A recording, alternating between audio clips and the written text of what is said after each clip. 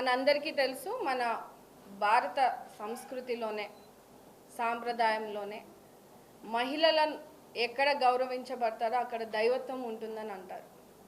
అలాంటి గొప్ప సంస్కృతిలో ఉన్నటువంటి మన దేశంలో ఈరోజు ఆంధ్రప్రదేశ్లో వైఎస్ఆర్సీపీ నాయకులు మహిళలను ఎంత కించపరిచే విధంగా ఆత్మగౌరవాన్ని చంపే విధంగా ఈరోజు మహిళలను పైన చేస్తున్నటువంటి వ్యాఖ్యలు చూస్తుంటే చాలా బాధేస్తూ ఉంది. అంటే ఇంత జనరేషన్లో ఇప్పుడున్నటువంటి పరిస్థితుల్లో మనం చూసుకుంటే మహిళలు అన్ని రంగాల్లోనూ ముందంజలో ఉండి దేశానికి కీర్తి ప్రఖ్యాతులను తీసుకొచ్చి ఈరోజు అద్భుతమైన స్థానాల్లో మహిళలు ఉంటే అలాంటి మహిళలను ఉద్దేశించి ఈరోజు మొన్న మనం చూసుకుంటే గుడివాడ అమర్నాథ్ రెడ్డి గారు మన హోంమంత్రి గారిని ఎలాంటి వ్యాఖ్యలు చేశారో ఇవాళ ఆయనను కూడా మేము గారు అంటున్నామంటే మా నాయకుడు మాకు ఇచ్చినటువంటి పద్ధతులు నేర్పించినటువంటివన్నీ కూడా నేను తెలియజేస్తున్నాను. ఈరోజు కూడా పెద్దెత్తులు రాజకీయ పరంగా ఎన్ని విమర్శలైనా చేయొచ్చు, పనితీరు మీద ఎన్ని విమర్శలైనా చేయొచ్చు, ఏదైనా ఉంటే కూడా రాజకీయ పరంగా మనం మాట్లాడుకునే పద్ధతులు ఉన్నాయి. కానీ వ్యక్తిగత హేళన చేస్తూ ఈరోజు అనితమ్మ గారిని ఆవిడ మేకప్ గురించి కానీ వస్త్రధార గురించి కానీ ఈరోజు ఆయన మాట్లాడిన మాటలు చూస్తుంటే ఎంత జుగుప్సాకరంగా ఉన్నటువంటి పరిస్థితి. ఈరోజు ఆయన బహిరంగ సభలో అలాంటి మాటలు అంటూ ఉంటే కింద ఉన్నటువంటి ఆ నాయకులు కూడా చప్పట్లు కొడుతూ సమాజానికి ఏం మెసేజ్ ఇస్తున్నట్టు అంటే ఒక హోంమంత్రి గారిని అంటే లా అండ్ ఆర్డర్ని ఈరోజు బాధ్యతగా తీసుకొని రాష్ట్రాన్ని నడిపిస్తూ ఒక భద్రతతో మహిళలకు ఏం జరిగినా కూడా మన రాష్ట్రంలో కఠిన చర్యలు తీసుకునే సందర్భంలో ఈరోజు చూసుకుంటే అలాంటి మహిళని ఈరోజు మీరు మాజీ మంత్రిగా పనిచేసి అంతటి వ్యాఖ్యలు చేస్తుంటే కింది స్థాయిలో ఉన్నటువంటి మూకలు ఇంకా ఎలాంటి ఇనిషియేషన్ తీసుకుంటారంటే అంటే మీరే ప్రోత్సహిస్తున్నట్టే కదా. మీరు ఒక ఇన్ఫ్లుయెన్షియల్ పొజిషన్లో ఉండి ఒక పార్టీలో ఒక మాజీ మంత్రిగా పనిచేసి సమాజానికి ఏం మెసేజ్ ఇస్తున్నట్టు? ఇప్పుడున్నటువంటి జనరేషన్లో ఈ సోషల్ మీడియా డిజిటల్ ఎరాలో ఎంత ఇబ్బందులు పడుతున్నటువంటి పరిస్థితులు, మాలాంటి మహిళలు ఈరోజు రాజకీయాల్లో రాగలుగుతున్నాము వస్తున్నాము అంటే ఈరోజు ఎంత ధైర్యాన్ని అందిపుచ్చుకొని ముందుకు రాణించాలి. అన్ని రంగాల్లోనూ కూడా మహిళలు ముందంజలో ఉన్నారు. రాజకీయ రంగాల్లోనూ కూడా ఖచ్చితంగా మనం అంటూ ఒక మార్క్ వేయాలి.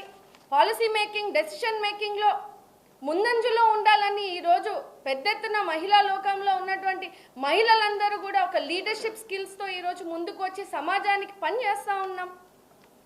దీన్ని నిరసనగా మేము కూడా చెప్తున్నాం. మొన్న మా Telugu Desam party working president Nara Lokesh గారు 33% రిజర్వేషన్ని ఈరోజు మహిళలకు కలిగించి రాజకీయాల్లో కూడా మహిళలు రావాలి, వాళ్ళకు కూడా బాటలు వేయాలి, వాళ్ళకు కూడా దిశానిర్దేశం ఇవ్వాలి.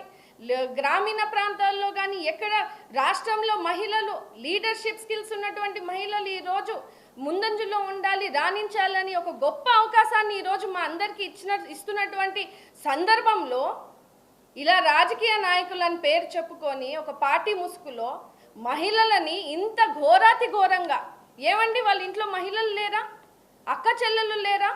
వాళ్ళ ఇంట్లో మహిళలు కానీ వాళ్ళ ఇంట్లో అక్క చెల్లెలు కానీ ఎవరు కూడా మేకప్లు వేసుకోరా? ఏంటండి మేకప్ల గురించి మాట్లాడేది, వ్యక్తిగత హననం చేసేది? అంటే ఆడపిల్లలు అందంగా కనిపించకూడదా? ఇష్టం ఎవరి ఇష్టం వాళ్ళది. మా ఇష్టంగా మేము అలంకరణ చేసుకుంటాం, సమాజంలో పని చేయడానికి ముందుకు వస్తున్నాం. పనితీరు మీద ఏదైనా ఇబ్బందిగా ఉంటే తప్పులు ఉంటే దయచేసి ప్రశ్నించండి. పనితీరును వదులు పక్కన పెట్టి అనిత గారు ఈరోజు ఏ స్థాయి నుంచి ఏ స్థాయికి వచ్చారని కూడా మీలాంటి పనులు చేయలేదు అనే వ్యాఖ్యను కూడా నిజంగా చూస్తుంటే ఆయన ఉద్దేశపూర్వకంగా ఎలాంటి ప్రచారానికి ఆయన స్టార్ట్ చేశారనేది మనం ఈరోజు చూడాలి. అనవసరంగా అంటే 2 ఏళ్ల సుపరిపాలనలో కూటమి ప్రభుత్వం ప్రజలు ఇచ్చినటువంటి పెద్ద మ్యాండేట్లో ఈరోజు ఒక ఎస్సీ దళిత మహిళ హోంమంత్రిగా ఈరోజు శాంతి భద్రతలను ఎంత అద్భుతంగా ఈరోజు ముందుకు తీసుకొస్తా ఉన్నారు. పోలీస్ డిపార్ట్మెంట్లో కూడా ఒక గౌరవాన్ని తీసుకొచ్చినటువంటి వ్యక్తి, అలాంటి వ్యక్తిని ఈరోజు కించపరిచే విధంగా, అంటే ఆత్మగౌరవాన్ని చంపితే రాజకీయాలు వదిలేసి వెళ్ళిపోయే విధంగా మాట్లాడాలని అనుకున్నారు మీరు. కానీ దీనికి రెట్టింపుగా ఇవన్నీ మేము గతంలో కూడా చూసామండి. మీరు వైసీపీ 5 సంవత్సరాల పరిపాలనలో ఆ రోజు చిన్న పిల్లల 6 సంవత్సరాల పిల్లల నుంచి 65 సంవత్సరాల అవ్వ వరకు కూడా మీరు చేసినటువంటి ఘోరాతిమైన సంఘటనలు ఇవాళ మీరు చూసుకుంటే పేపర్లు తిప్పేయండి, తెలుస్తుంది మీ హిస్టరీ. ఎంతమంది ఆడపిల్లలు అఘాయిత్యాలైనారు. ఏ రోజైనా జగన్మోహన్ రెడ్డి ముందుకొచ్చి మాట్లాడారా అండి? మహిళల పట్ల ఎవరైనా నిల్చున్నారా అండి? ఏమండి ఆ వైసీపీ ప్రభుత్వం, వైసీపీ పార్టీలోనే మహిళలు ఉన్నారు. ఏమా మహిళలు మేకప్లు వేసుకోవట్లేదా? అంటే మీరు కేవలం అనిత గారిని అన్నట్టు కాదు, ఇది ఆంధ్రప్రదేశ్లో ప్రపంచంలో ఉన్నటువంటి మహిళలు అన్నట్లు. ఇదంతా మీరు చేసినటువంటి వ్యాఖ్యలు కేవలం అనిత గారిని అన్నట్టు కాదు, మలన్ మహిళలు ప్రపంచవ్యాప్తంగా ఉన్నటువంటి తెలుగు మహిళల్ని మీరు అన్నట్టు. ఖచ్చితంగా బేషరతుగా అమర్నాథ్ రెడ్డి గారు క్షమాపణ తెలియచేయాలి. బేషరతుగా అనిత గారికి క్షమాపణ తెలియజేయాలి, మహిళా లోకానికి తెలియజేయాలి. ఈ సందర్భంగా మళ్ళీ గుర్తు చేస్తా ఉన్నాను నేను, ఈ గతంలో కూడా అంబటి రాంబాబు గారు మన ముఖ్యమంత్రి గారిని ఏ రకంగా మాటలు అన్నారు, మహిళలను ఎంత కించపరిచే విధంగా వచ్చినటువంటి వ్యాఖ్యలు మనం విన్నాం. అంతే గత వైసీపీ ప్రభుత్వంలో కూడా శాసనసభ సాక్షిగా బూనమ్మ గారిని ఇష్టానుసారంగా మాట్లాడినటువంటి పద్ధతులు చూసాం. ఎక్కడ కూడా వాళ్ళు మార్పు లేదండి. ప్రజలు తిప్పికొట్టి తన్ని ఇంట్లో కూర్చోబెట్టినా కూడా ఈరోజు ఇష్టానుసారంగా బజారున పడి బయటికి వచ్చి అనవసరమైన అల్లర్లు లేపెట్టడం. మహిళలు ఈరోజు 33% మహిళలకి అవకాశం వస్తుందని ఈరోజు మహిళా నేతలందరం కూడా ఈరోజు బయటికి వచ్చి సమాజంలో పనిచేస్తూ ఉంటే మీకు అది తట్టుకోలేక ఈరోజు మహిళలను టార్గెట్ చేస్తూ ఉన్నారు. గతంలో కూడా మీరు మహిళలను టార్గెట్ చేసి రాజకీయాలు చేసినటువంటి సంఘటనలు ఎన్నో ఉన్నాయి. ఈరోజు కూడా ప్రజలు బుద్ధి చెప్పినా కూడా అదే ధోరణిలో ఈరోజు మీరు వెళ్తూ ఉన్నారు. ఖచ్చితంగా ప్రజలు సైతం దాన్ని తిప్పికొడతారు. తెలుగుదేశం పార్టీ కూటమి ప్రభుత్వం మహిళల భద్రత కోసం, మహిళల సంక్షేమం కోసం ఎంతో పెద్ద ఎత్తున ముందుకొచ్చి పనిచేస్తూ ఉంది.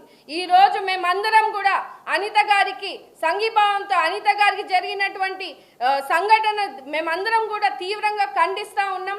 విమెన్ కమిషన్ నుంచి కూడా ఖచ్చితంగా మేమందరం కూడా కంప్లైంట్ పెట్టిస్తూ ఉన్నాము. ఖచ్చితంగా కఠిన చర్యలు తీసుకునే విధంగా కూడా మేమందరం కూడా పోరాడతామని కూడా తెలియజేస్తూ జగన్మోహన్ రెడ్డి గారికి ఒకటే తెలియజేస్తా ఉన్నాను. ఈరోజు రాష్ట్రం అభివృద్ధి పదంగా ముందుకు వెళ్తా ఉంది. మహిళా సాధికారతను అద్భుతంగా ఈరోజు మా నాయకుడు ముఖ్యమంత్రి నారా చంద్రబాబు నాయుడు గారు, లోకేష్ గారు, పవన్ కళ్యాణ్ గారు సమపాలికంగా ఈరోజు మహిళా అభివృద్ధి కోసం, సాధికారత కోసం ముందుకు తీసుకెళ్లే పరిస్థితిని ఈరోజు మనము రాష్ట్రంలో చూస్తూ ఉన్నాం.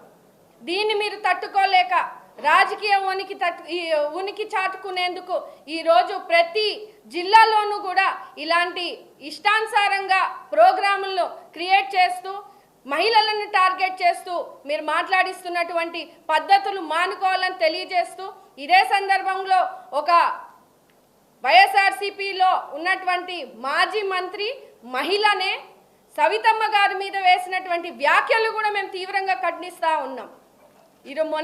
మొన్న చూసుకుంటే ఒకరి మించి ఒకరు అంటే మహిళలని అగౌరవపరిచే పార్టీని మేము కేవలం వైఎస్ఆర్సీపీలోనే చూస్తూ ఉన్నాం. మీలాగా ఎలా మహిళలను కూడా కించపరిచే విధంగా ఒక మహిళా లీడర్లు తయారవుతా ఉన్నారంటే చాలా చాలా సిగ్గుచేటు. మీడియా పూర్వకంగా ప్రజలకు నేను తెలియజేయాలనుకుంటా ఉన్నాను, ఎలాంటి సమాజంలో మనం ఈరోజు ముందుకు వెళ్తా ఉన్నాం. మన పిల్లల భవిష్యత్తు, ఇప్పుడు రాబోయే జెన్జీ, జెన్ ఆల్ఫా, ఈ పిల్లలందరూ కూడా ఎలాంటి ఇన్ఫ్లుయెన్స్ ఉన్నటువంటి ప్రపంచంలో మనం ఉన్నాము. చంద్రబాబు నాయుడు గారి నాయకత్వంలో ఈరోజు పరిశ్రమలు వస్తూ ఉన్నాయి, అభివృద్ధి చెందుతూ ఉన్నాం. బిడ్డల భవిష్యత్తు కోసం ఈరోజు ప్రపంచవ్యాప్తంగా తిరిగి ఈరోజు పెట్టుబడులు తీసుకొని వస్తూ ఉన్నారు. మన బిడ్డలు బాగుండాలి అని ఈరోజు రిజర్వేషన్లో, మహిళా రిజర్వేషన్ రూపంలో ఎన్నో అవకాశాలు మన బిడ్డలకు ముందుకు వస్తూ ఉన్నాయి. ఇలాంటి పరిపాలనను మీరు ఎంచుకున్నారు.